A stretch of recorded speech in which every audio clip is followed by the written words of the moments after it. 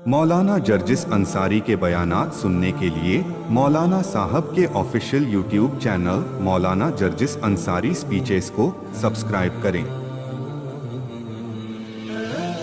हजरत उमर फारूक ने कहा बताओ, वो नहीं जानता ये कौन है। कहने लगा अच्छा गम तो हल्का होता है। कहने लगा अरे यार क्या बताऊं। कहने बताओ क्या।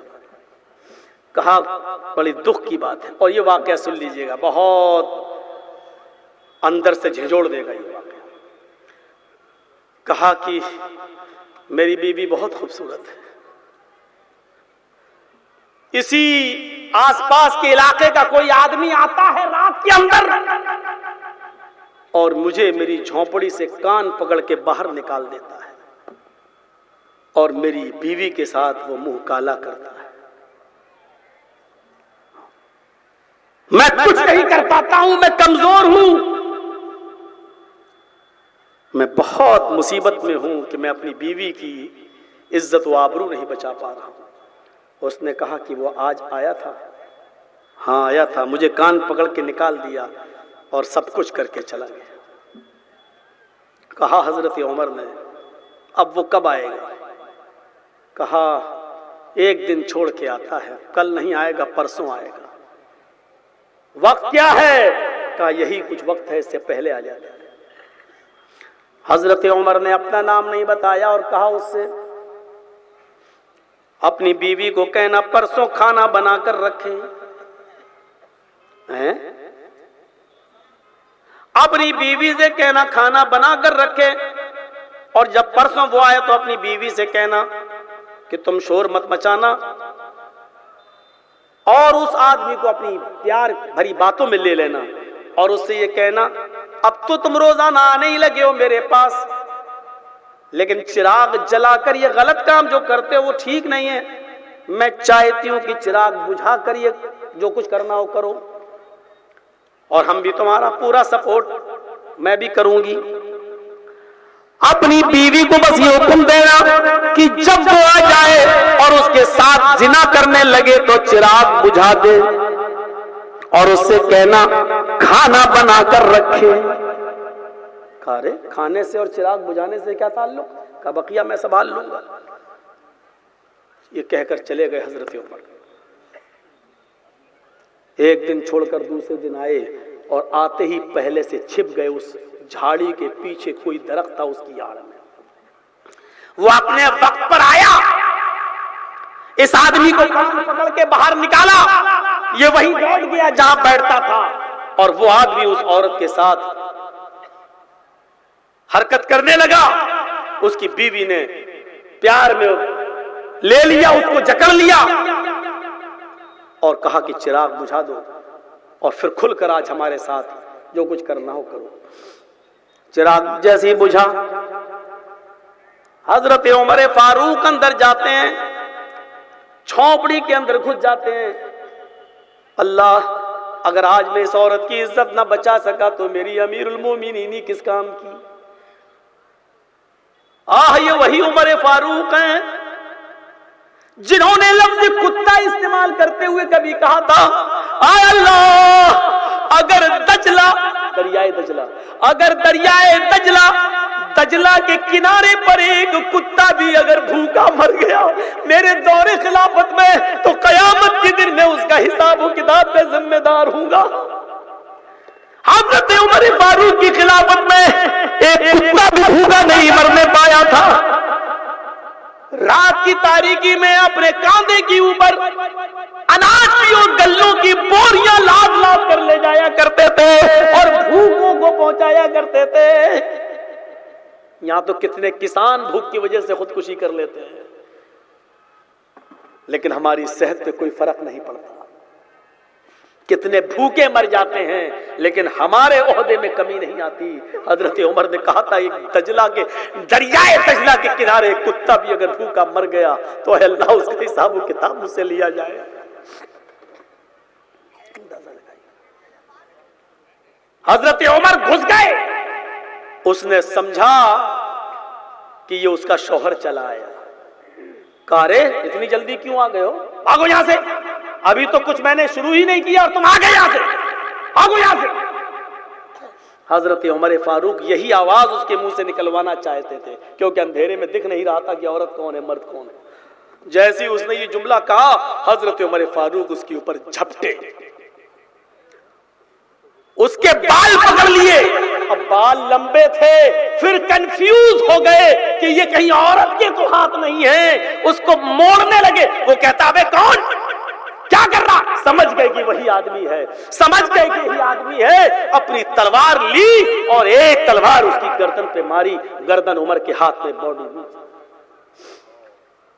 تڑپنے لگا۔ حضرت عمر نے کہا بہن جلدی سے چراغ جلاؤ۔ جیسے ہی چراغ جلایا گیا، گردن دیکھی، باڈی دیکھی، کہا الحمدللہ رب العالمین۔ میری بہن جلدی سے کھانا لگاؤ۔ حضرت عمر اسی باڈی کے قریب بیٹھ کر کھانا کھا رہے ہیں، پیٹ بھر کے کھانا کھا رہے ہیں۔ ڈیڈ باڈی کے پاس بیٹھ کے کھانا کھانا بہت جلدی کسی کی ہمت نہیں۔ حضرت عمر فاروق نے کہا، جب گھر سے نکلنے لگے تو گھر کا مالک کہتا ہے وہی آدمی، اے بھیا کہاں جا رہے ہو؟ کہا کیوں؟ کہ یہ آدمی مرا یہاں پڑا ہے، اگر عمر کی پولیس کو پتہ چل گیا تو کہے گی کہ ہم ہی نے مارا ہے، اس کے جرم میں ہم کو قتل کیا جائے گا، باڈی میرے گھر میں، یہ تم نے کون سی مصیبت کھڑی کر دی میرے پاس؟ حضرت عمر فاروق نے کہا ڈرنے کی ضرورت نہیں، میں ہی امیر المومنین ہوں، میں ہی خادم ہوں، اور میں نے اس کو مارا ہے، تمہیں اس باڈی کو ہاتھ لگانے کی ضرورت نہیں ہے، میرے ہی آدمی آئیں گے، اس ڈیڈ باڈی کو اٹھا کر لے جائیں گے اور اس کے گھر والوں کے حوالے کر دیں گے۔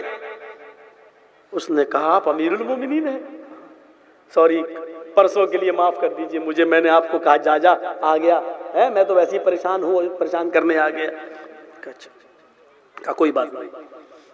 کہا امیر المومنین 2-3 سوال کے کیا جواب دے دیں گے؟ کہا بولو کیا ہے؟ امیر المومنین آپ نے یہ کیوں کہا تھا کھانا پکا کر رکھنا، کھانے سے اس کا کیا تعلق تھا؟ دوسری بات یہ کہ جب آپ نے اس کو قتل کر دیا اور اس کی گردن دیکھی تو آپ نے الحمدللہ رب العالمین کیوں پڑھا؟ الحمدللہ کی جگہ انا للہ، کسی کی موت پر تو انا للہ پڑھا جاتا، لیکن آپ نے الحمدللہ پڑھا۔ اور آپ نے یہ کیوں کہا کہ جب تم زنا کے لیے وہ تیار ہو جائے تو چراغ بجھا دینا، جبکہ چراغ بجھ گیا تھا، اندھیرے میں تو میری بیوی بھی ماری جا سکتی تھی۔ حضرت عمر فاروق نے کہا میرے بھائی تمہارے ان تینوں سوالوں کا جواب میں دیتا ہوں۔ میں نے کھانا بنانے کے لیے اس لیے کہا کہ جب تو نے ذمہ داری سے دیکھیے، جب تو نے مجھے یہ بتایا کہ ایک آدمی آتا ہے اور کان پکڑ کے مجھے نکال دیتا ہے، میری بیوی کے ساتھ زنا کرتا ہے، میں نے اسی وقت اللہ سے یہ عہد کیا، اللہ یہ واقعہ عمر کی خلافت میں ہو رہا ہے اور مجھے اس بات کا پتہ بھی نہیں، اے اللہ میں اس وقت تک کھانا نہیں کھاؤں گا جب تک کہ اس کی گردن میں تن سے جدا نہ کر دوں۔ میں نے پرسوں سے کھانا نہیں کھایا، اے میرے بھائی میں کل بھی دن بھر بھوکا تھا، آج بھی دن بھر بھوکا ہوں، اس لیے میں نے کہا تھا کہ کھانا بنا کر رکھنا، کیونکہ اس آدمی کی گردن کو تن سے جدا کرنے کے بعد ہی میں پیٹ بھر کے کھانا کھاؤں گا، اور جب آج میں نے اس کی گردن کو اڑا دیا تبھی میں نے پیٹ بھر کے کھانا کھایا، ورنہ میں نے قسم کھا لی تھی جب تک اس کو مار نہیں دوں گا کھانا نہیں کھاؤں گا۔ اچھا آپ نے 2 دن سے بھوکے ہیں؟ جی۔ ہم مجوسی، ہم یہودی کے لیے؟ کہاں، ہو تو میری ہی حکومت میں، ہو تو میری ہی خلافت میں۔ کہا اچھا یہ بتاؤ کہ چراغ کیوں بجھایا تھا؟ کہا چراغ اس لیے بجھانے کا حکم دیا تھا کہ جب سے تو نے یہ مجھے بتایا تو مجھے یہ خطرہ ہو گیا کہ اتنی جرأت میری حکومت میں، میری خلافت میں کون کر رہا ہے؟ ایسا تو نہیں کہ وہ میرا قریبی ہو، کیونکہ ہر کس و ناکس تو کر نہیں سکتا، ہر کوئی تو کر نہیں سکتا، کوئی میرا بہت قریبی بھی تو ہو سکتا ہے، اسی لیے تو اتنی بڑی جرأت کر رہا ہے، اسی لیے تو اتنی بڑی ہمت کر رہا ہے۔ تو میرے دل میں یہ آیا کہیں یہ غلط کام کرنے والا میرا بیٹا تو نہیں ہے، اس لیے میں نے کہا چراغ بجھا دینا۔ ہو سکتا تھا چراغ جل رہا ہوتا اور میں اندر داخل ہوتا اور دیکھتا کہ تیری بیوی کے ساتھ یہ حرکت کرنے والا میرا رشتہ دار ہے، میرا بھائی ہے، میرا بیٹا ہے، تو ہو سکتا ہے کہ رشتہ دار کی محبت میرے دل میں آ جاتی اور پھر میں اسے قتل نہیں کرتا، کچھ لے دے کے معاملے کو سلٹانے کی اور سلجھانے کی کوشش کرتا۔ گاؤں کے چودھریوں سن لو، گاؤں کے مکھیوں سن لو، اگر پردھان ہو نا، پرمکھ ہو تو سن لو، ہوتا نہیں ایک لڑکا لڑکی دونوں بھاگ گئے، اب پکڑے گئے، اب گاؤں کا سردار، گاؤں کا مکھیا پنچایت جوڑتا ہے اور لڑکے والے پہ جرمانہ لگاتا ہے، تمہارا لڑکا فلاں لڑکی کو لے کے بھاگا ہے نا، 5 لاکھ جرمانہ دو۔ کیوں صاحب؟ لڑکے والا کیوں دے؟ صاحب اس نے لڑکی کی زندگی برباد کر دی۔ اگر میں یہ کہوں کہ لڑکی نے زندگی برباد کر دی تو بھائی وہ اس کے گھر تو نہیں گیا تھا، فون پہ بات ہوئی ہوگی، دونوں نکلے ہوں گے، دونوں اپنی مرضی سے بھاگے ہوں گے، پھر لڑکی کو جرمانہ دلوانا اور لڑکے سے دلوانا جرمانہ دار، یہ کہاں کا انصاف ہے اور کہاں کا نیائے ہے؟ اور کہاں کون سی شریعت نے کہا ہے کہ تم لڑکے سے 5 لاکھ روپے لے کے لڑکی کو دلواؤ؟ لیکن گاؤں کے مکھیے کیا کہتے ہیں؟ لڑکی کی عزت بیکار ہو گئی۔ بھاگی وہ اپنی مرضی سے تھی، جرمانہ لگانا تھا تو دونوں پہ لگاتے، لیکن نہیں، جرمانہ لڑکے پہ لگتا ہے اور لڑکی کو دلوایا جاتا ہے۔ زناکاری میں اللہ نے مجرم لڑکی کو مانا ہے، الزانیۃ والزانی فاجلدوا کل واحد منہما 100 جلدہ۔ اللہ نے پہلے مرد کا نام نہیں لیا، پہلے عورت کا نام لیا۔ زنا کرنے والی عورت اور زنا کرنے والے مرد دونوں کو فاجلدوا کل واحد منہما 100 جلدہ، 100 کوڑے مارو۔ اللہ نے یہ نہیں کہا لڑکے کو مارو لڑکی کو نہیں، کیونکہ لڑکے نے لڑکی کی عزت خراب کر دی۔ اسلام کہتا ہے، شریعت کہتی ہے کہ دونوں کو کوڑے مارو، لڑکے کو بھی اور لڑکی کو بھی۔ ہاں، اللہ کے نبی نے اس کی تشریح کی ہے، اگر دونوں شادی شدہ ہیں تو کوڑوں سے کام نہیں چلے گا، دونوں کو پتھروں سے مار مار کے ختم کر دیا جائے گا۔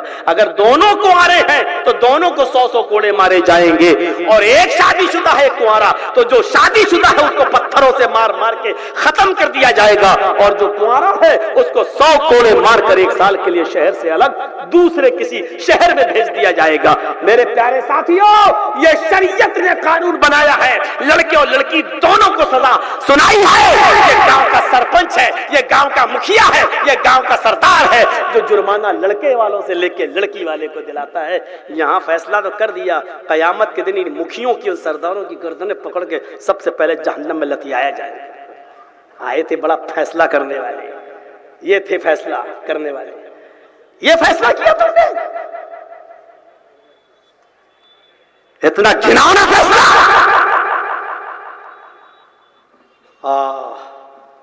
میرے بھائیوں سنو، حضرت عمر نے کہا جب چراغ جلا تو میں نے اس کی شکل دیکھی تو میں نے دیکھا نہ وہ میرا رشتہ دار ہے، نہ بھائی ہے، نہ بیٹا ہے، وہ تو ایک مجوسی ہے، آگ کا پجاری ہے۔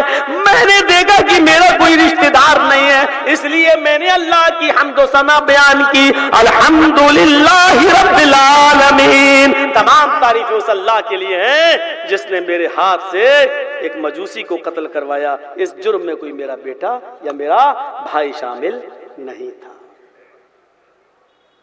دیکھیں،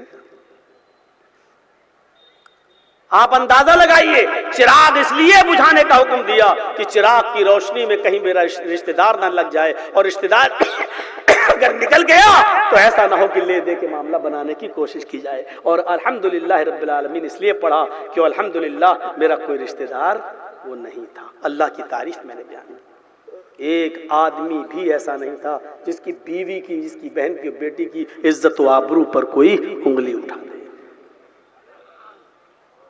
بات تھوڑی سی ادھر کی طرف چلی گئی۔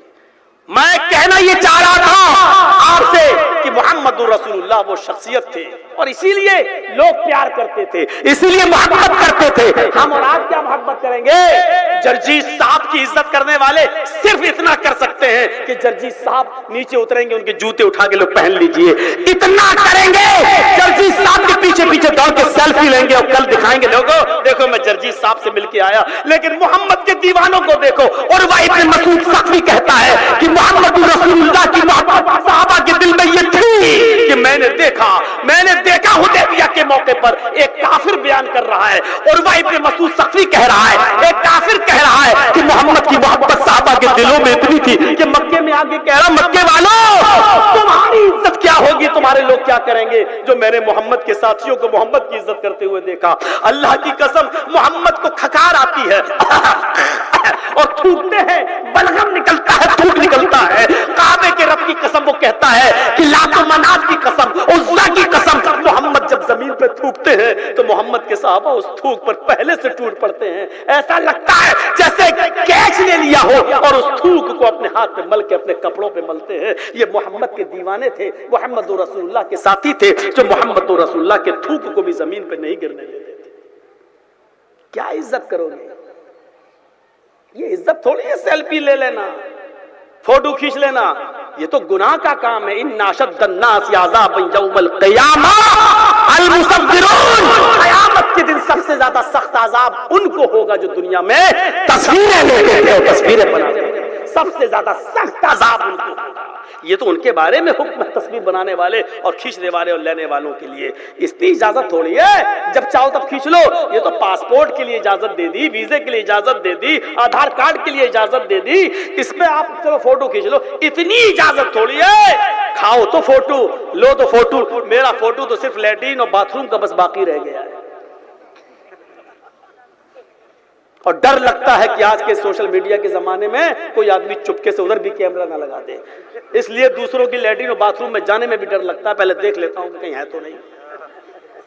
ये आजकल का भाई किसके चेहरे पे लिखा है कौन क्या है, ये हालत हो गई है फोटोओं की, ये हालत हो गई है तस्वीरों की। अल्लाह रब्बुल आलमीन हमें हमारी इबादतों में इखलास पैदा फरमाए। मेरे भाइयों, मेरे साथियों, जरा तसव्वुर कीजिए और सुनते चलिए, सुनते चलिए। ये मोहम्मद के साथियों की इज्जत मोहम्मद के दिल में थी। मोहम्मद रसूलुल्लाह सल्लल्लाहु अलैहि वसल्लम की इज्जत मोहम्मद सल्लल्लाहु अलैहि वसल्लम के साथियों के दिल में थी। आइए जरा एक और सुन लीजिए। अल्लाह के नबी सल्लल्लाहु अलैहि वसल्लम हजरत अबू अय्यूब अंसारी के घर पे रुके। आपकी उड़री अबू अय्यूब अंसारी के घर पे रुकी। अबू अय्यूब अंसारी इतने गरीब थे, उनके पास दो ही कमरे थे, एक नीचे एक ऊपर, वो भी कच्चा मकान था। अल्लाह के नबी नीचे रहने लगे और अबू अय्यूब अंसारी ऊपर। उनकी बीवी कहने लगी नहीं, अल्लाह के नबी नीचे रहें, मैं ऊपर रहूं और मेरे पैर ऊपर छत पे। नहीं, अल्लाह के रसूल की बेइज्जती हम नहीं कर सकते हैं। आए अबू अय्यूब, अल्लाह के रसूल से कहो कि वो ऊपर रहे, हम नीचे रहे। अल्लाह के नबी ने रिजेक्ट कर दिया, नहीं मैं ऊपर नहीं रह सकता। अल्लाह के नबी, मेरी बीवी कह रही है ये अच्छा नहीं लगता कि हम नबी के ऊपर रहें, हम उस छत को रौंदे अपने पैरों से जिस छत के नीचे अल्लाह का रसूल आराम कर रहा हो, लेटा हो। फरमाया नहीं ऐ अबू अय्यूब, ऐसी बात है कि हमारे साथ मिलने वाले लोग आते हैं, लोग मिलने आएंगे, मुलाकात करने आएंगे, अब बार बार वो हमसे ऊपर मिलने जाएं और यहाँ बार बार तुम्हारी बीवी पर्दा करे, ये अच्छी बात नहीं है। इसलिए अपनी बीवी और तुम ऊपर रहो, मैं नीचे रहता हूँ। आपने कहा कि नहीं, इसमें कोई बेइज्जती की बात नहीं है। पहला दिन है, गुजर गया, रात आई, नबी नीचे सो रहे हैं, रात आई, मोहम्मद नीचे सो रहे हैं सल्लल्लाहु अलैहि वसल्लम, रात आई, नबी आराम से नीचे लेटे हुए हैं और उसी रात में बारिश हो रही है, सर्दियों की रात है, ठंड है। हजरत अबू अय्यूब अंसारी, उम्मे अय्यूब दोनों एक ही लिहाफ, एक ही रजाई ओढ़े हुए हैं और बारिश आ रही है और बारिश से पानी जमीन पर टपक रहा है ऊपर छत पर। अब छत कमजोर है, इस छत से पानी कहीं नीचे न गिरने लगे और मोहम्मद रसूलुल्लाह के ऊपर न गिर जाए। अबू अय्यूब अंसारी ने और हजरत उम्मे अय्यूब ने अपने ऊपर सर्दियों के दिनों में ओढ़ी हुई उस रजाई को, ओढ़ी हुई उस लिहाफ को ले जाकर उसी पानी के ऊपर डाल दिया और छत पे गिरे हुए पानी को उसमें सुखा लिया, नीचे नहीं गिरने दिया और रात भर सर्दी में ठिठुरते रहे। अल्लाह ताला ने जिब्राइल को भेजकर नबी को बता दिया कि आज अबू अय्यूब अंसारी ने मोहब्बत में यह कदम उठाया है कि रात भर सुगड़ते रहे, रात भर ठंडी में सुगड़ते रहे, लेकिन आपके लिए उन्होंने पानी न गिरे, लिहाफ तक डाल दिया उस पानी के ऊपर। ये मोहब्बत थी, कैसी दीवानगी थी। अब सुनिए, इतना सब कुछ हो जाने के बाद, इतना लंबा गुजर जाने के बाद, अब मैं आता हूं फिर अपनी बात पर, वहीं जहां से शुरू किया था मैंने। कौन कहता है आए मोहम्मद सल्लल्लाहु अलैहि वसल्लम, आपके इंतकाल के बाद आपका नामो निशान मिट जाएगा, आपका नाम खत्म हो जाएगा, ये दीन मिट जाएगा। हमने आपको खैरे कसीर से नवाजा है, हमने आपको बहुत सी भलाइयों से नवाजा है। जब तक नमाज पढ़ी जाएगी आपका नाम लिया जाएगा, अजान दी जाएगी आपका नाम लिया जाएगा, अजान के बाद की दुआ में आपका नाम लिया जाएगा। कौन कहता है कि आपके इंतकाल के बाद आपका नाम मिट जाएगा? वरफ़अना लका ज़िक्रक, हमने आपके लिए आपके नाम को दुनिया वालों के लिए बुलंद कर दिया है, आपके जिक्र को बुलंद कर दिया है। अल्लाह ने नबी की पूरी जिंदगी को हमारे लिए आइडियल बना दिया। ये क्या भलाई नहीं है? ये क्या खूबी नहीं है? फरमाया अल्लाह तबारक व तआला ने कुरान करीम के अंदर, लक़द कान लकुम फी रसूलिल्लाहि उस्वतुन हसना, तुम्हारे लिए मुहम्मद रसूलुल्लाह की जिंदगी बेहतरीन नमूना है। नबी का उठना, नबी का बैठना, नबी का सोना, नबी का जागना, नबी का खाना, नबी का पीना, ये सब नमूना है। यानी अल्लाह ताला ने नबी की पूरी जिंदगी आइडियल बना दी। लोगों उठो वैसे जैसे नबी उठते थे, चलो वैसे जैसे नबी चलते थे, खाओ वैसे जैसे नबी खाते थे, पियो वैसे जैसे नबी पीते थे, शादियां वैसे करो जैसे नबी ने की, रोजा वैसे रखो जैसे नबी ने रखा, नमाज वैसे पढ़ो जैसे मोहम्मद रसूलुल्लाह ने पढ़ी। तुम्हारे लिए नबी की पूरी जिंदगी आइडियल है। मेरे भाइयों, जरा गौर करो कि नबी की पूरी जिंदगी को नमूना बना दिया। आए नबी कौन कहता है आपके इंतकाल के बाद आपका नामो निशान मिट जाएगा, आपका उठना बैठना नमूना, आपका चलना फिरना नमूना, आपकी नमाज आपके रोजे आए दिलो नमूना। कौन कहता है आपके इंतकाल के बाद आपका नामो निशान मिट जाएगा? हमने मेराज की दौलत से आपको माला माल किया, हमने आपको मेराज की दौलत से माला माल किया, हम आपको सातवां आसमान घुमाया, जन्नत दिखाई, जहन्नम दिखाया। कौन कहता है कि हमने ये भलाई आपको नहीं दी? क्या इस खूबी से हमने आपको नहीं नवाजा? कौन कहता है आपका नामो निशान मिट जाएगा? हमने हौज़े कौसर से नबी को नवाजा। कयामत का दिन होगा, मैदान महशर लगा होगा, लोग प्यासे होंगे, पानी की तलब चीख रहे होंगे, पानी पानी चिल्ला रहे होंगे। अल्लाह के नबी फरमाते, मैं तुम्हारा हौज़े कौसर पर मीरे कार बहूंगा, इन्नी फरतुकुम अलल हौज़, मैं हौज़ पर बैठकर तुम्हें पानी पिलाऊंगा। मन शरिबा लम यज़मा अबदा, एक बार मेरे हाथ से पानी पी लेगा, उसको फिर कभी 50,000 साल के पूरे दिन तक प्यास नहीं लगेगी। भाई वो 50,000 साल का एक दिन होगा, एक दिन, उसी में हिसाब किताब होना है। और एक बार जो हौज़े कौसर का पानी पी लेगा मेरे हाथ से, उसको पूरे अरसे महशर में प्यास नहीं लगेगी। अल्लाह के नबी फरमाते हैं, कयामत के दिन लोग आएंगे, मेरे हाथों से पानी पीते जाएंगे, वो पानी जो दूध से ज्यादा सफेद होगा, बर्फ से ज्यादा ठंडा होगा, शहद से ज्यादा मीठा होगा। एक बार जो उस पानी को पी लेगा, फिर जिंदगी भर यानी पूरे 50,000 साल के दिन तक उसको प्यास नहीं लगेगी। कुछ लोग ऐसे भी होंगे जो पानी पीने के लिए आएंगे, एक दीवार खड़ी कर दी जाएगी मेरे और उनके दरमियान, और फरिश्ते उनको पानी पीने से रोक देंगे। मैं कहूंगा इनको क्यों रोक रहे हो? आने दो, ये तो मेरे उम्मती हैं, ये मेरे उम्मती हैं, आने दो, पानी पीना चाहते पी लेने दो। फरिश्ते कहेंगे नहीं नहीं, ये आपके उम्मती हैं, लेकिन आपको नहीं मालूम, इन्नका ला तदरी मा अहदसू बअदक, अल्लाह के रसूल आपको नहीं मालूम, आपके इंतकाल के बाद इन लोगों ने दीन में नई नई चीजें निकाल ली थी, जो आप बताकर नहीं आए थे वो भी ये करते थे, जो आपने नहीं बताई थी उनको, इसको इन्होंने भी दीन मान लिया था। اللہ کے نبی کہیں گے اچھا انہوں نے میرے دین کو بدل دیا تھا, جو میں دے کر آیا تھا اس میں چینجنگ کر دی تھی, یہی لوگ ہیں جنہوں نے میرے دین کو بدل دیا تھا. کہاں آپ کہیں گے سحقن سحقن لمن غیر دینی, جن لوگوں نے میرے دین کو بدل دیا تھا ان کو دور کر دو, جن لوگوں نے میرے دین کو چینج کر دیا تھا ان کو دور کر دو. یعنی اللہ کے رسول بھی ان کو پانی پھر نہیں پلائیں گے, بدعتیوں کو پانی نہیں پلائیں گے, بدعتیوں کو دور کر دیں گے. تو اے نبی ہم نے آپ کو حوض کوثر سے نوازا. کون کہتا ہے آپ کے انتقال کے بعد ہم نے آپ کا نام و نشان مٹ جائے گا؟ نہیں. اور نظریں اٹھا کر دیکھو, وہ تو وہ تھا نماز پڑھا رہا ہے, بیت المقدس کی طرف چہرہ ہے, اور پہلے قبلے کی طرف چہرہ ہوتا تھا, اس سے پہلے بیت المقدس قبلہ تھا. اللہ کے رسول مدینے میں اپنے منیال جب گئے تو 16 یا 17 مہینے تک اللہ کے رسول نے جو نماز پڑھائی وہ بیت المقدس کی طرف چہرہ کر کے نماز پڑھائی. بیت المقدس کی طرف, جو بیت المقدس آج جو فلسطین اور اسرائیل کی لڑائی جو چل رہی ہے, اب تو خیر برام لگا ہوا ہے کچھ دن کے لیے, لیکن وہ بیت المقدس جو حضرت عمر فاروق کے دور میں جو فتح ہوا تھا, آپ اندازہ لگا سکتے ہیں میرے بھائیوں, اس بیت المقدس کی طرف چہرہ کر کے نماز پڑھتے تھے.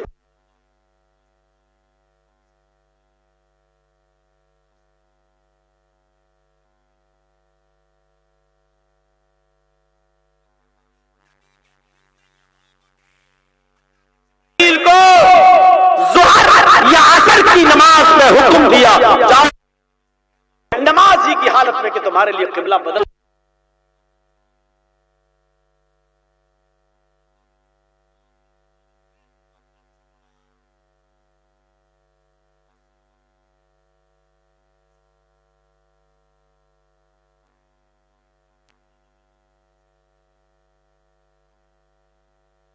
مانیں گے نہیں, آپ کریں گے وہ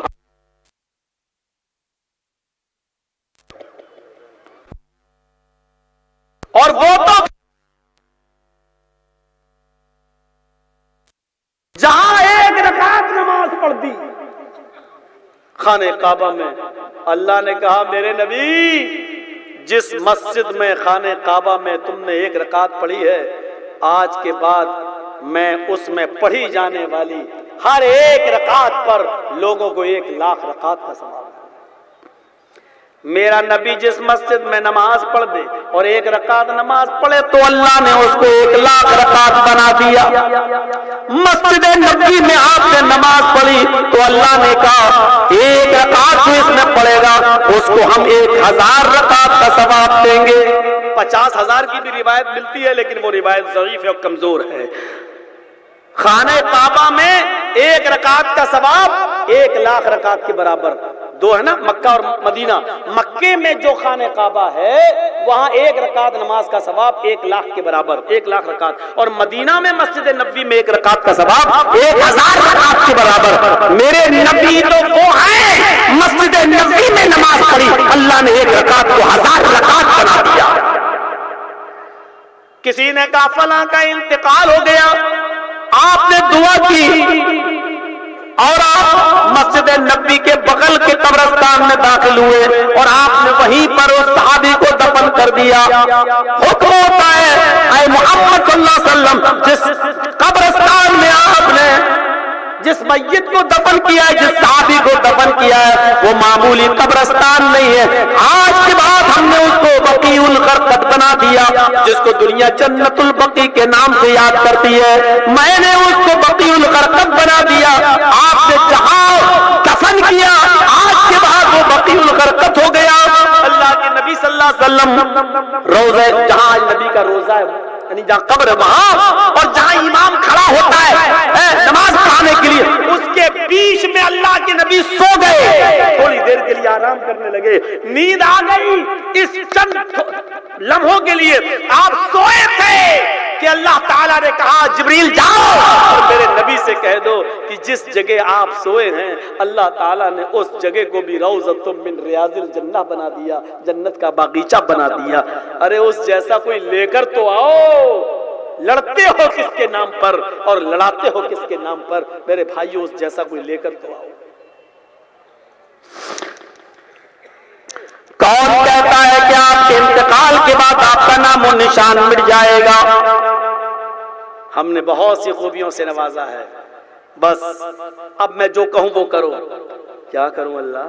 فصل لربک وانحر، نماز پڑھتے رہو اور قربانی کرتے رہو، اور یہ میری گارنٹی ہے اے محمد صلی اللہ علیہ وسلم، اے میرے نبی، ان شانیک هو الابتر، جنہوں نے یہ کہا ہے نا کہ محمد کے مرنے کے بعد محمد کا دین بھی مر جائے گا، مقتول نسل ہو گیا، محمد گم بریدہ ہو گیا، اب اس کی نسل نہیں پھیلے گی، سارے نر بچے نرینہ اولاد اس کی مر چکی ہے، اب اس کی جنریشن نہیں پھیلے گی۔ جنہوں نے یہ کہا ہے نا ابتر، ان شانئک هو الابتر، آپ کا دشمن ہی مقتول نسل ہوگا، آپ کا دشمن ہی برباد ہوگا۔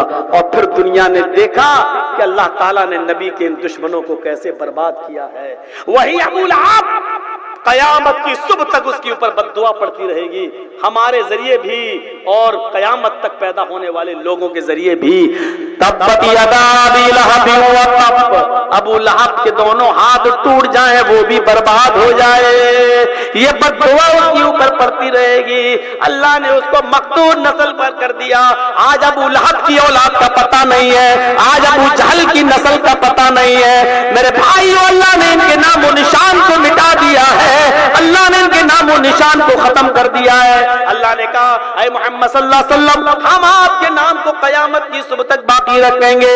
دنیا میں سب سے زیادہ اگر نام کسی کا لیا جاتا ہے اللہ کے بعد، اگر سب سے زیادہ نام کسی کا لیا جاتا ہے تو جناب محمد رسول اللہ کا لیا جاتا ہے۔ سب سے زیادہ نام اگر کسی کا لیا جاتا ہے تو محمد رسول اللہ کا لیا جاتا ہے، اور کیوں نہ لیا جائے؟ ایسی خوبیوں سے نوازا۔ شریمد بھاگوت مہان پران کے اس منتر میں دیکھیے، میں پڑھتا نہیں ہوں لیکن یاد آ رہا تو پڑھ دوں ثابت کرنے کے لیے۔ اشوما شکماروہ دیو دت جگت پتی آسنا سادھت منم شٹیشوریہ گلنگیتا، 8 خوبیاں ہوں گی اس کے اندر، 8 خوبیاں، اور 8 خوبیوں والا جب تمہارے پاس آ جائے تو اسی کو آخری نبی مان لینا۔ اشٹرو گڑا، وہ 8 خوبیاں کیا ہے؟ دیپینتی، الپ بھاشی، کم بولنے والے ہوں گے۔ پہلی چیز، آخری نبی جب اس دنیا میں آئیں گے تو وہ کم بولیں گے۔ محمد رسول اللہ سے زیادہ کم بولنے والا کوئی نہیں تھا۔ آپ بہت کم بولا کرتے تھے، بہت مختصر بولا کرتے تھے، جیسا سوال ہوتا تھا ویسا ہی جواب دیتے تھے، بس ویسا ہی۔ کسی نے ایک بار یہودی آیا اور اس نے کہا السلام علیکم یا رسول اللہ، اے رسول موت ہو آپ پر۔ اس نے کیا کہا ہے نبی؟ موت ہو آپ پر، السلام علیکم نہیں کہا، اس نے کہا السلام علیکم یا رسول اللہ، اے اللہ کے رسول آپ پر موت ہو۔ تو اللہ کے نبی صلی اللہ علیہ وسلم نے فرمایا وعلیکم۔ کتنا کم بولتے تھے؟ آپ نے کہا وعلیکم، جو تم مجھ پر بھیج رہے ہو وہ تم پر ہو۔ اتنا کم بولتے تھے۔ دوسری خوبی بہو بھاشتا، بھوشیہ کی، مستقبل کی، فیوچر کی وہ باتیں بتائے گا۔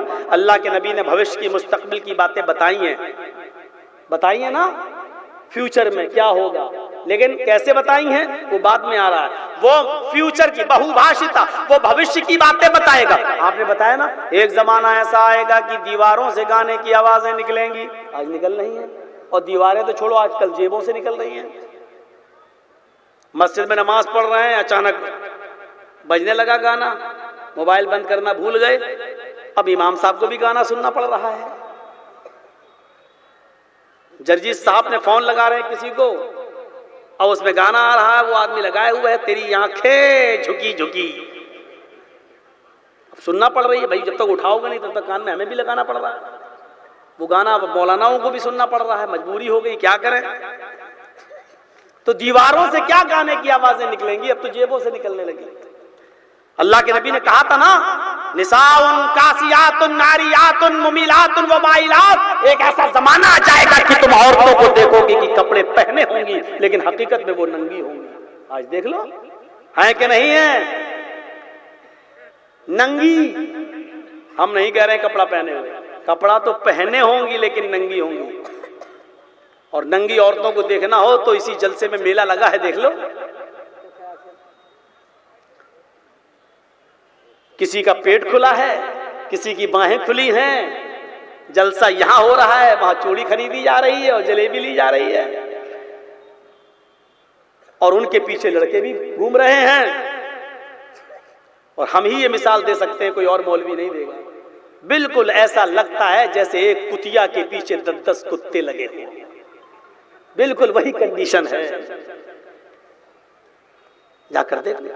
جلسہ کمیٹی والوں، ہاتھ جوڑنا جائز نہیں ہے میرا، ورنہ میں جوڑ کے کہتا. میں دامن پھیلا کے تم سے بھیک مانگ رہا ہوں، آئندہ کبھی جلسہ کراؤ تو شوق سے کراؤ، لیکن میلہ ختم کر دو. قسم اللہ کی قسم، آپ اپنے جلسے میں کامیاب ہو جاؤ گے. میلہ نہیں لگاؤ گے تو اتنا ہوگا، جلسے میں وہی آئیں گے جن کو تقریر سننا ہوگی، اور وہی عورتیں اپنے گھروں سے آئیں گی جن کو جلسہ سننا ہوگا. اور جب میلہ نہیں ہوگا تو یہاں وہی بیٹھیں گے جو سننے آئیں گے. اور میلہ لگانے کا مقصد یہ ہوتا ہے کہ ہمیں سننے جانا ہی نہیں ہے، جن کو جو خریدنا ہوتا ہے وہ خرید کے چلا جاتا ہے. آپ میلے پہ پابندی لگا دو میرے بھائیوں. یہاں سے لے کے سعودیہ تک کے جو مولوی آج ہمارے اوپر چلا رہے ہیں فیس بک پہ، ان کی سب چونچے بند ہو جائیں گی، ان کے تھوتھے بند ہو جائیں گے، ان کے منہ بند ہو جائیں گے. وہ کہہ رہے ہیں صاحب جلسوں کا کوئی فائدہ نہیں ہے، پوری رات آدمی جاگتا ہے، جلسہ کرتا، فجر کی نماز پڑھتا ہی نہیں ہے، جلسوں کا کوئی فائدہ نہیں. بہت سے مولوی تو یہاں تک کہہ رہے ہیں کہ جلسے کے بند کرانے کی مہم چلاؤ. بہت سے مولوی تو یہاں تک کہہ رہے ہیں کہ یو پی سے مولویوں کا آنا بند کراؤ، ان کا بائیکاٹ کراؤ. یہ سب فیس بک پہ چل رہا ہے. تم یہ نوٹنکیاں بند کر دو، میلہ ختم کر دو، اپنے آپ میرے بھائیوں جلسے کی ساری خرافاتیں ختم ہو جائیں گی. اتنا کام کر دو اور کرو گے نا انشاءاللہ آئندہ سال میلہ بند کر دیجیے. آپ میلہ ختم کر دو گے تو جلسوں میں بس وہی لوگ دکھیں گے جو سننے آئے ہیں. اور سن لو، اگر اچھی نیت سے جلسہ کرو گے نا تو انشاءاللہ اللہ برکت دے گا، اللہ برکت دے گا. یقین مانیے جب میں جیل کے اندر گیا تو مجھے بڑی فکر تھی، کیونکہ مجھے اپنے دونوں بچوں کی فیس جمع کرنا تھی پورے سال کی، اور تھوڑی بڑی فیس نہیں تھی. جیل میں سب سے زیادہ ٹینشن مجھے یہی تھا کہ میرے بچوں کا کیا ہو. لیکن اللہ کی قسم، من یتق اللہ یجعل لہ مخرجا، جو اللہ سے ڈرتا اللہ اس کے لیے نکلنے کا راستہ بنا دیتا ہے. مجھے آج تک پتہ نہیں چلا کہ کون آدمی آیا، اسکول گیا، میرے دونوں بچوں کی اسکول کی، کوچنگ کی، بس کی، سب ملا کے 4.5 لاکھ فیس بنتی تھی، وہ جمع کر دیا. اور میرے گھر کے نیچے جو گارڈ بیٹھتا ہے فلیٹ کے نیچے، جو جس کی ڈیوٹی ہے نگرانی کرنے کی، اس کے ہاتھ میں رسید پکڑا گیا. آج تک مجھے پتہ ہی نہیں چلا کہ کون آدمی ہے، آج تک نہیں پتہ چلا. اس نے یہ کام یقیناً اللہ کے لیے کیا. چلا اگر آپ 3 کے لیے جلسہ کرنے لگو گے نا، چندہ کم بھی ہوگا تو اللہ اس میں برکت دے گا. برکت کس کو کہتے ہیں؟ جرجیس صاحب کی تنخواہ، ایک مثال دے رہا ہوں، 5,000 روپے مسجد میں نماز پڑھانے کی، 5,000 میں جرجیس صاحب کا خرچہ چل رہا تھا. اچانک جرجیس صاحب کی شادی ہو گئی، اب 2 ہو گئے، جرجیس کی بیوی، تنخواہ وہی ہے 5-10,000 روپے مہینہ. اب جرجیس صاحب کا خرچہ دونوں کو پورا ہو رہا ہے، 10,000 روپے میں وہ بھی کھا رہے ہیں، ان کی بیوی بھی کھا رہی ہے. یہی تو برکت ہے. اب 10,000 روپے دونوں میاں بیوی کھا رہے ہیں. اچانک ایک بچہ پیدا ہو گیا. بچے کی پیدائش کے بعد وہ خرچہ اسی 10,000 میں بچے کا بھی خرچہ چلنے لگا. ایک اور بچہ پیدا ہو گیا، خرچہ چلنے لگا.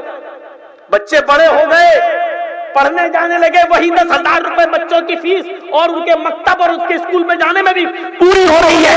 یہی تو برکت کہلاتی ہے. برکت کا مطلب یہ نہیں ہے کہ 10,000 الماری میں رکھو، 2 دن کے بعد کھولو تو 15,000 نکل آئے. یہ برکت نہیں ہے میرے بھائی. برکت کا مطلب یہ ہوتا ہے کہ آپ 1 لاکھ روپے کمائے ہیں، لیکن آپ کے پاس آیا آج اور کل پتا چلا کہ آپ کی بیوی کی کڈنی فیل ہو گئی، 1.5 لاکھ روپے ڈاکٹر مانگ رہا ہے. تو اس کا مطلب یہ ہے کہ آپ کے پیسوں میں برکت ہے نہیں.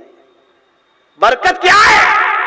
10,000 روپے جو مل رہے ہیں آپ کے بیٹوں کا علاج بھی ہو رہا ہے, بیوی بیمار ہو گئی اس کا علاج بھی ہو رہا ہے, اور وہی 10,000 روپے پورے. یہ برکت ہے. انشاءاللہ آپ نیک نیتی سے جلسہ کر رہے ہیں تو آپ کے پاس جتنا بھی چندہ ہوگا اللہ پورے سال کا انتظام فرمائے گا. یہ آپ کی ڈیوٹی تھوڑی ہے, آپ کا کام صرف محنت کرنا ہے.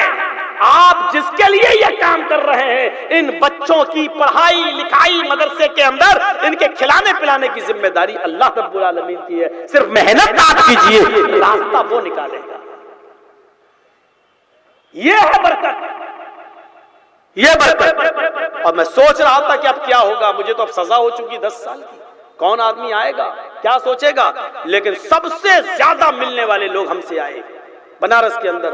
میں تعجب کر رہا تھا, جیلر ہمارا تعجب کر رہا تھا کہ کون آدمی آ گیا میری جیل میں جس سے اتنے لوگ, کوئی کیرل سے آیا, کوئی کشمیر سے آ رہا ہے, کوئی بہار, بنگال, اڑیسہ, کرناٹک, دلی, ممبئی, ہر جگہ سے لوگ ہم سے ملنے چلے آ رہے ہیں. اور کہہ رہا ہے یہ کون آدمی ہے جو اتنی دور سے لوگ اس سے ملنے چلے آ رہے ہیں. میرے بھائیوں یہ کیا ہے, میری ان سے کوئی رشتہ داری تھی نہیں, صرف ایک دینی محبت تھی جس کی وجہ سے وہ آ رہے تھے. اللہ نے جو مقام مرتبہ اس دین کی وجہ سے دیا ہے. ابھی ہم چناؤ لڑ لیں, کل آپ گالی دیں گے, کیا میرے پاس آفر نہیں آتے ہیں کیا راج سبھا کا ممبر بننے کے لیے ہم کو نہیں کہا جاتا ہے کیا اسمبلی میں MLC بنانے کے لیے ہم سے نہیں کہا جاتا ہے کیا بنگال والوں نے ہم سے نہیں کہا ہے کہ مولانا صاحب آپ آ جائیے, ہم آپ کو لال بتی دے دیتے ہیں.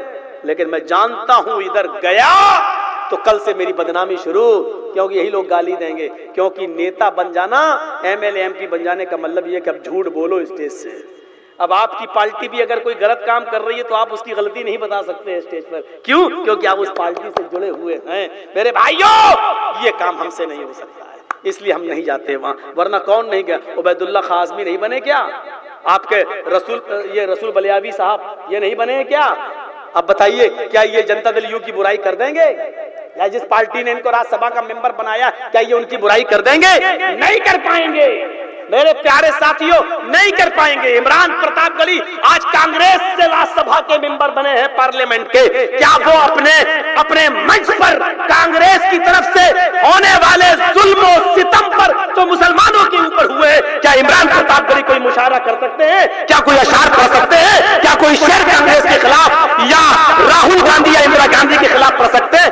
نہیں پڑھ سکتے ہیں. سیاست میں آنے کا مطلب یہ ہے کہ پارٹی کا غلام بن جانا. لیکن ہمیں اسلام نے ہیرو بنایا ہے اس لیے کہ آزادی دی ہے کہ تم کھل کے بولو, اور جو مذہب ہمیں کھل کے بولنے کی آزادی دیتا ہے وہی ہمارا سب سے بڑا رہبر ہے اور رہنما ہے. ہم اس لیے کہہ سکتے ہیں کہ الحمدللہ میں کھل کے بولوں گا کیونکہ آزادی ہمیں جناب محمد رسول اللہ نے دی ہے. دیکھ لو ان عورتوں کو جا کر کیسے کیسے کپڑے پہن رہی ہیں. ان جلسوں پر بس پابندی لگا دو, میلے پر آپ کا جلسہ کامیاب ہو جائے گا. بہو بھاشی بھوش کی باتیں بتائیں اللہ کے نبی نے. پھر کہا کہ وہ گیانی ہوگا. اللہ کے رسول سے بڑھ کر کون گیانی تھا؟ ہمیں ہمارے استاد نے جو پڑھایا آدھا یاد ہے آدھا بھول گئے. ابھی ہم کسی بچے کو پڑھائیں جاؤ اور کل اس کا سبق سنیں, آدھا یاد آدھا بھول گیا. انسان کو جب پڑھاتا ہے تو ہم نے کیا پڑھایا. ہم یہ پچھلی سال تو ہم نہیں آئے تھے یہاں, ہم تھے ہی نہیں, ہم تو سسرال میں تھے. آپ سمجھ رہے ہوں گے سسرال ہم کس کو کہہ رہے ہیں. تو پچھلی سال تو ہم نہیں آ پائے, ان دنوں میں ہم سسرال میں تھے. تو میرے بھائیوں اس سے پہلے جب ہم یہاں آئے, آج ہمیں نہیں معلوم کہ ہم نے آپ کو کیا تقریر کی تھی, ہمیں نہیں معلوم ہم کیا بولے. یعنی پڑھانے والا بھی بھول گیا کہ ہم نے کیا پڑھایا. تو جو جس کو پڑھاتا ہے یاد ضروری نہیں کہ وہ یاد رکھے, اور ہم نے کیا پڑھایا آپ کو وہ چیز یاد نہیں. یعنی پڑھانے والا بھی بھول سکتا ہے اور پڑھنے والا بھی بھول سکتا ہے. لیکن محمد رسول اللہ بہت بڑے گیانی تھے کیونکہ پڑھانے والا اللہ تھا, پڑھانے والا اللہ تھا. سنقرئک فلا تنسا. اللہ نے کیا کہا, ہم آپ کو ایسا پڑھائیں گے کہ آپ بھولیں گے نہیں. تو جو نہ بھولے اس سے بڑا گیانی کون ہوگا. تو وید نے کہا گیانی بہت پڑھے لکھے ہوں گے, تو اللہ کے رسول پڑھے لکھے تھے. شروطو گیانی, یہ سن کر ان کو علم حاصل ہوگا, خود سے نہیں, سن کر. اللہ نے جبرائیل کو بھیجا, جبرائیل سے سن کر محمد رسول اللہ کو حاصل ہوا. یہ 4 چیزیں ویدوں میں آ گئیں. کیا کیا؟ الپ بھاشی کم بولیں گے, پہلی چیز. دوسری چیز بہو بھاشی, بھوشیہ کی باتیں مستقبل کی باتیں بتائیں گے, ہم نے بتا دیا. تیسری چیز گیانی ہوں گے, بتا دیا نبی سے بڑا کوئی ज्ञानी नहीं। चौथी चीज ये ज्ञान सुनकर होगा, यानी कोई पढ़ाएगा नहीं बल्कि सुनकर। अल्लाह ने जिब्राइल ने मोहम्मद रसूलुल्लाह को याद कराया, सुनकर। शुरू तो ज्ञानी सुनकर हासिल होगा। पांचवी चीज पराक्रमी, वो बहुत बड़ा बहादुर होगा। अल्लाह की कसम, अल्लाह के रसूल से बड़ा कोई बहादुर आज तक पैदा ही नहीं हुआ है।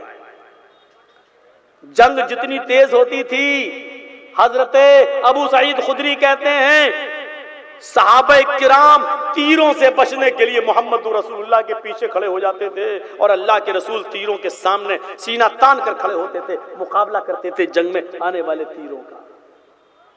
जंग जितनी तेज होती थी नबी उतना आगे बढ़ते थे। इतने बहादुर थे कि एक मर्तबा कुश्ती हो रही है, दंगल हो रहा है, अल्लाह के नबी उस दंगल में चले गए, देखने लगे, देखें कौन जीतेगा कौन हारेगा। दंगल देख रहे हैं। अरब का सबसे मशहूर पहलवान लड़ रहा है, नाम उसका क्या है? रुकाना। रुकाना ने मोहम्मद को देखा, कहता है मोहम्मद आओ आओ आओ। का क्या? अरे तुम इस्लाम फैलाते हो ना, अगर तुम मुझे यहाँ पर उठाकर पटक दो, यहाँ पर मुझे चित कर दो, यहाँ पर मुझे शिकस्त दे दो, हम इस्लाम ले आएंगे, हम मुसलमान हो जाएंगे, आओ। अल्लाह के नबी ने कहा वादा? हाँ, चले गए। अरब के सबसे बड़े पहलवान के सामने मोहम्मद रसूलुल्लाह चैलेंज कबूल करके चले गए मंच पर। कुश्ती शुरू हो गई, हाथ मिलाया, इस्लाम ले आओगे ना? कहाँ ले आएंगे, अगर तुम मुझे उठाकर पटक दोगे तो मैं इस्लाम लाऊंगा। नबी ने हाथ मिलाया और दुआ पड़ी, बिस्मिल्लाह तवक्कलतु अलल्लाह रब्बी व रब्बुकल्लाह, शुरू करता हूँ अल्लाह के नाम से, उसी पर मेरा भरोसा है जो मेरा और तेरा दोनों का रब है। मैच खेलो तो ये दुआ, कुश्ती लड़ो तो ये दुआ, दुआ भी बता दी, बिस्मिल्लाही तवक्कलतु अलल्लाह रब्बी व रब्बुकल्लाह। ये कहकर कुश्ती शुरू हो गई और एक ही झटके में आपने उसको शिकस्त दे दी, वो गिर गया। कहता मोहम्मद नहीं, ये कुश्ती नहीं मानी जाएगी। कहा क्यों? कहा कि आपने ऐसे मौके पर दांव मारा कि मेरी आंख छपक गई थी, आंख बंद हो गई थी, छपक गई थी, मैं देख नहीं पाया। आपने कहा दोबारा लड़ लो। दोबारा कुश्ती शुरू हो गई। दोबारा जैसे ही शुरू हुई, आपने झटके से फिर उसको शिकस्त दे दी, वो चारों खाने चित। उसने कहा मोहम्मद ये भी नहीं मानी जाएगी। कहा क्यों? कहा मेरा पैर फिसल गया था। जो जज था, जो रेफरी था, उसने कहा ये क्या नौटंकी कर रखी है, कभी आंख बंद हो गई थी, कभी जो पैर फिसल गया था। नहीं, आपने कहा तीसरी बार लड़ लो। कहा मोहम्मद तुम्हें कोई एतराज नहीं है? कहा नहीं। तीसरी बार, और जज ने, रेफरी ने कहा यह आखिरी मौका है, इसमें चाहे आंख छपके चाहे पैर फिसले, इसमें जो हारेगा वो हारेगा, जो जीतेगा वो जीतेगा। कहा ठीक है। और तीसरी बार जब कुश्ती शुरू हुई तो उठा के पटक दिया पैर, उसने हार मान ली। अरब का सबसे बड़ा पहलवान रुकाना हार मान लेता है, अवार्ड आता है। आपने कहा रुकाना इस्लाम लाओ, तुमने अपना वादा पूरा करो। कहा कौन सा वादा? कहा भी कहा था ना कि अगर तुम मुझे उठाकर पटक दोगे तो मैं इस्लाम ले आऊंगा, कलमा पढ़ो। रुकाना ने कहा कि मैं पैदाइशी झूठा हूं। आए मोहम्मद इब्ने अब्दुल्ला, लोगों से पूछ लो, आज तक मैं बहुत कम सच बोला करता हूं, अभी भी मैंने झूठ बोला है। जब आपने मुझे पहली मर्तबा पटका था, मैंने कहा आंख झपक गई थी, कुछ नहीं झपकी थी मेरी। दोबारा आपने मुझे शिकस्त दी, मैंने कहा पैर फिसल गया था, पैर भी नहीं फिसला था मेरा। इसने अगर ये ना कहा होता कि ये आखिरी बार है, अब जो हारा हारा, जीता जीता, अगर तीसरी बार भी अगर आप ये ना कहा होता, ये शर्त ना होती, तो मैं तीसरी बार भी झूठ बोल देता। जाओ, नहीं लाता इस्लाम, क्या कर लोगे मेरा? आपने कहा मैं क्या कर लूंगा, जबरदस्ती इस्लाम भी तो नहीं पेश किया जा सकता और कबूल भी तो नहीं कराया जा सकता। तुम्हारी मर्जी, नहीं लाते हो मत लाओ, लेकिन वादा करने के बाद मुकरना ये अच्छी बात नहीं है। जज साहब आए और अवार्ड दिया, अरब का सबसे बड़ा अवार्ड, जो पहलवान जो जीत जाता था उसको दिया जाता था, वो अवार्ड मोहम्मद रसूलुल्लाह को दिया जा रहा है। आपने उस अवार्ड को अपने हाथ में लेके कहा जज साहब ये अवार्ड का हकदार मैं नहीं हूं, मैं कुश्ती लड़ने नहीं आया था, इसने चैलेंज कर दिया तो चला आया, इसके अंदर یہ دعویٰ تھا کہ اگر مجھے چت کر دو گے تو میں اسلام لے آؤں گا. میں تو اس کے اسلام لانے کی وجہ سے اس منچ پر آ گیا. مجھے اس ایوارڈ سے کیا مطلب؟ نہ میں کشتی لڑتا ہوں، نہ لڑنے آیا تھا، نہ میری نیت تھی، نہ میرا ارادہ تھا. اگر میں نہیں آتا تو یقیناً اسی کو یہ ایوارڈ ملتا. اس لیے یہ ایوارڈ رکانہ کو دے دو. میں اس ایوارڈ کا حقدار نہیں ہوں. میں تو اس کے چیلنج پہ آ گیا. میرا کشتی لڑنے کا ارادہ نہیں تھا. اگر میں نہیں لڑتا تو یہ ایوارڈ رکانہ ہی کو ملتا. لہذا جاؤ اور رکانہ کو دے دو، میں یہ ایوارڈ نہیں لیتا. یہ کہہ کر اللہ کے نبی آگے بڑھے. جیسے آپ آگے بڑھے، رکانہ چیخ کر کہتا ہے محمد ابن عبداللہ. آپ نے پیچھے مڑ کے دیکھا، کہا کیا رکانہ ادھر آؤ. ہاتھ یدک، رکانہ کہتا اپنا ہاتھ آگے بڑھاؤ. اللہ کے نبی نے ہاتھ آگے بڑھا دیا. اس نے ہاتھ پکڑ لیا، چومنے لگا. کہتا ہے اشہد ان لا الہ الا اللہ واشہد ان محمدا عبدہ ورسولہ. اے محمد ابن عبداللہ، آپ نے 3 بار مجھے اٹھا کر شکست دی، میرے دل پر اثر نہیں ہوا. لیکن جب یہ ایوارڈ آپ نے مجھے واپس کر دیا اور یہ کہا میں لڑنے نہیں آیا تھا، میرا ارادہ ہی نہیں تھا، اگر میں نہیں آتا تو اسی کو ملتا. آپ ہی مجھے اس کا حقدار مان کر آپ نے انصاف کی بات کی ہے. اس انصاف اور اس فیصلے والی بات نے میرا دل جیت لیا ہے. اے محمد ابن عبداللہ، میں نے آج آپ کو محمد رسول اللہ مان لیا ہے. وہ اسلام لے آیا. رکانہ جیسے پہلوان کا چیلنج قبول کر کے اسٹیج پہ چلا جانا اور اس سے کشتی لڑنا، یہ نبی اکرم کی بہادری کی دلیل ہے. پراکرمی، وہ بہت بڑا بہادر ہوگا. یہ 5ویں صفت بھی نبی کے اندر تھی. دانی ہوگا. 6ٹھی صفت خیرات کرنے والا، لوگوں کو نوازنے والا ہوگا. اس میں کوئی شک نہیں کہ محمد رسول اللہ سے زیادہ غریبوں کا ہمدرد کوئی نہیں تھا. رات میں آیا، کھا لیا، جو بچ گیا دے دیا، صبح کی فکر نہیں. نماز پڑھانے کھڑے ہوئے، ابھی اللہ اکبر نہیں کہا. صحابہ کی صفیں لگی ہوئی ہیں. اچانک آپ کو کچھ خیال آتا ہے، اٹھ جاتے، لوگوں سے کہتے رکو میں ابھی آ رہا ہوں. حجرے میں گئے، سونے کی ایک ڈلی تھی نکالی، اور دوسرے گاؤں میں گئے، سونے کی ڈلی کو جلدی سے بیچا اور جو قیمت ملی اس کو غریبوں میں تقسیم کر دیا. اب آئے اور اللہ اکبر کہہ کر نماز پڑھائی. صحابہ نے کہا اللہ کے نبی صفیں کھڑی ہیں، لگی ہیں، آپ اچانک چلے جاتے ہیں. آپ نے فرمایا اچانک خیال آیا تھوڑا سا سونا میرے گھر میں باقی ہے، اگر میرا انتقال ہو گیا اور یہ سونا میرے گھر پہ رہ گیا تو اللہ کے یہاں کیا جواب دوں گا. میں فوراً گیا، اس کو بیچا، غریبوں میں اس کی قیمت دے دی. میرے پیارے ساتھیوں، اندازہ لگاؤ کتنے بڑے خیرات کرنے والے ہیں اللہ کے نبی. آؤ خیرات کا ایک منظر میں تمہیں دکھاؤں کہ نبی کی خیرات کا منظر کیا ہے. بہت سارا مال آیا، مسجد کے اندر رکھا ہے. فجر کی نماز کے بعد وہ مال صحابہ میں تقسیم ہونا ہے. صحابہ کو پتا چل گیا آج مجھے میرا حصہ ملے گا. عشاء کی نماز کے بعد حضرت عائشہ کہتی ہیں اللہ کے رسول جو مال آیا ہے اس میں آپ کا بھی حصہ ہے. آپ نے کہا اے عائشہ کل مجھے بھی میرا حصہ ملے گا. فجر کی نماز کے بعد میں مال تقسیم کروں گا، مجھے بھی میرا حصہ ملے گا. کل انشاءاللہ میں اپنا حصہ لے کر گھر آؤں گا. حضرت عائشہ نے رات میں ہی چولہا سنبھال لیا، لکڑیاں ٹھیک کر لی. اللہ کل میرے نبی کو، میرے شوہر کو بھی حصہ ملے گا. کئی دن سے گوشت نہیں بنا ہے، کل میرے گھر میں بھی گوشت پکے گا. کئی دن سے روٹی نہیں بنی ہے، کل میرے گھر میں بھی روٹی بنے گی. کئی دن سے چولہا نہیں جلا ہے، آج کل صبح میرے گھر میں بھی چولہا جلے گا. ہمارے نبی کو، ہمارے شوہر کو کل ان کا حصہ ملے گا. فجر کی نماز کا وقت ہو گیا. صحابہ کرام پہلے ہی سے مسجد میں پہنچ گئے. اللہ کے نبی نے صحابہ کی بھیڑ مسجد میں فجر سے پہلے دیکھی. آپ ہنس دیے، شاید تمہیں معلوم ہو گیا ہے کہ آج مال تقسیم ہوگا. صحابہ نے کہا ہاں اللہ کے نبی. آپ نے کہا خوش ہو جاؤ، تمہیں تمہارا مال ضرور ملے گا. مجھے اس بات کا ڈر نہیں ہے کہ تم قیامت سے پہلے تم غریب ہو جاؤ گے، اس بات کا ڈر نہیں ہے. ڈر اس بات کا ہے کہ مال و دولت کی محبت کہیں تمہیں برباد نہ کر دے. آج یہ حال ہے. تم صحابی ہو، ہم پر ایمان لائے ہو، سنا فجر کے بعد مال تقسیم ہوگا، تم فجر سے پہلے آ گئے. یہ مال کی محبت کہیں تمہیں اسلام سے دور نہ کر دے.